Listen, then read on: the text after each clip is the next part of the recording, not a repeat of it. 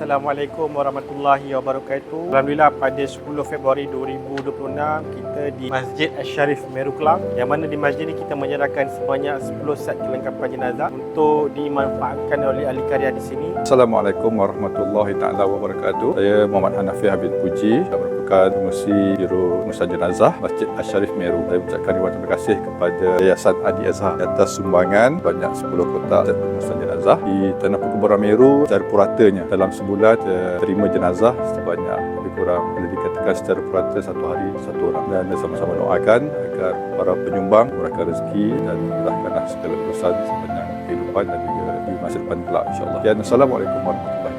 Dan kita mengucapkan ribuan terima kasih kepada para penginfak kerana mempercayai kami Yayasan Adi Azhar. Mendoakan kepada para penginfak semoga dimurahkan rezeki dan diberikan kesihatan yang baik, insyaAllah. Dan di kesempatan ini kami Yayasan Adi Azhar juga ingin mengucapkan selamat menyambut Ramadan Al-Karim dan mendoakan agar Ramadan tahun ini lebih baik daripada Ramadan sebelumnya. Assalamualaikum warahmatullahi wabarakatuh.